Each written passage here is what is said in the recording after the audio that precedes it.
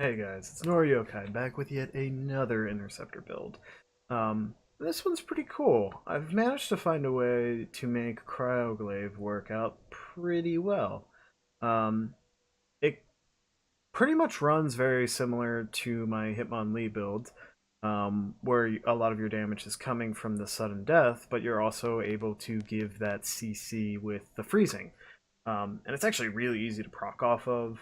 Um, and it's kind of fun, especially just, being able to get that combo ice aura up and being able to freeze everything. It's very satisfying, and if you don't have anyone in your group running freeze, which would be surprising, but nonetheless, I just wanted to put together a build that would actually work for the freezing. This seems to work really well, and you can get those sudden death strikes to get up to that 42,000 range. So it's really good because you're comboing in the ability to CC and also spread said CC around quite easily with your aura, while also dishing out a good amount of damage. So, nonetheless, obviously for our assault system, we're using Absolute Zero. So a lot of this comes from being able to jump from you want to essentially throw this at a height because it will detonate ice explosion, freezing everything around, which is great. And it's easy to lock on. Now, notice a lot of people have been saying, it says device locks on to 5 targets. A lot of people are saying this is old text. What I have been noticing is it does throw out 2 glaives, but I'm noticing multiple hit markers. So I'm assuming this actually does it's like a weird thing where it locks on to like the 2 closest to the aura, but it's throwing out the 5. But nonetheless, this isn't namely where your damage comes from. It does decent damage, but your main damage source is coming from that sudden death. And once again, with sudden death, you'll want those gear charges. It's just so beneficial. And the combo aura actually does help a little bit here for the inscription, but the overall important portion of this is getting those gear charges, because you're just gonna do, more damage with it. You can do quick 242k strikes to get that 84k out. You're just gonna do a lot of damage. That being said, with the Absolute Zero, it is the, I believe, longest recharge time of 20 seconds. Yes. So it can be quite a doozy, and that's why when we go to components, it is very, very important that you run Conductive Lattice for that gear cooldown. Also, this is yet another melee build for the Interceptor. You will be damage, heavy with the melee, especially because you're going to be Tempest Striking, then you do a lot of melee attacks, and you can also just use it to spread around that good old ice and CC. This is a safer build, so obviously it puts out good damage, but not the top. It's just essentially good for you to run CC around. So that being said, we're gonna run essentially a pretty standard setup. This is pretty standard for a good bit of the builds that I've seen for myself. Is just seems to be the strongest. We're gonna run Wave the Swift for the assault system damage, and then obviously you want to proc that mouse 4 damage for kicks. Swift roundhouse to the face. Just does so much damage. It's wonderful. Next, you're gonna want to run obviously to increase your strike system damage, and then also it increases the mouse 5. You're never really gonna use that one all that much, because it just you're always gonna be setting up with the Cryoglaive, so you're never really gonna have the instance in which you're using your mouse 5, and because it's such a long cooldown. That being said, because of this long cooldown, this does feel like a slower build. And you're still running with those risky plays against bosses. So it is.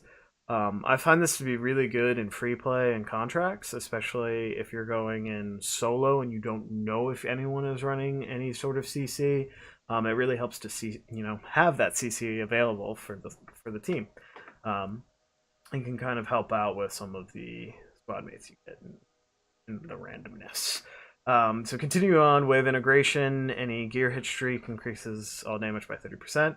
This is really easy, especially with that Ice Rock explosion. Most of the time you'll want to be using it in the bigger groups anyway. So it's really easy to just throw down, proc it, and then you get, that damage for a good bit. And then you obviously want to try and keep that up by hitting as many enemies as you can with your Tempest Strike. Then obviously a way of resolve, because this is a melee build, so you do want that increase to melee damage, and you're always going to be dashing around, so it helps out a lot.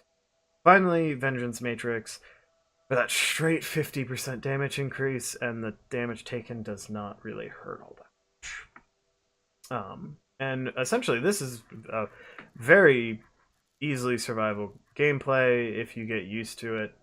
But obviously there's always risk, because it can be hard to spread the frost around, because your aura doesn't seem to be all that large as an interceptor. You would have to dash around to spread it efficiently.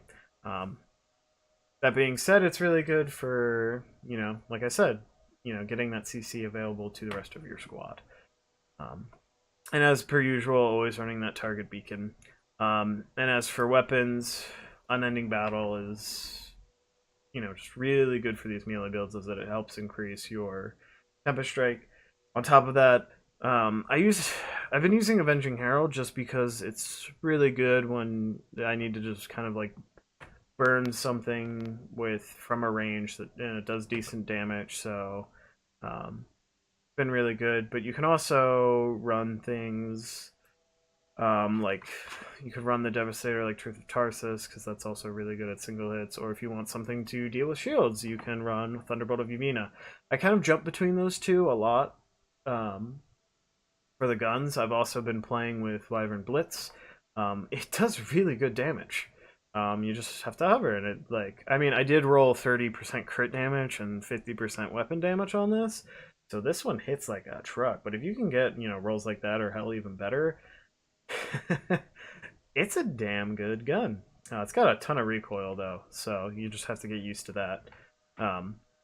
But any one of those four, I've always just found it's good to just have a nice heavy hitter as a secondary weapon. It's always good. Even with some of my other builds, I would prefer to have some of the heavy hitters, but sometimes the inscription rolls just apply to the build way too much. So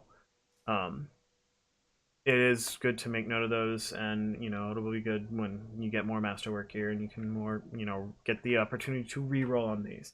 That being said, we'll recommend this to everyone. The biggest thing you want to do is be able to start re-rolling on your system, so you can get those additional gear charges or additional damages to your particular systems, because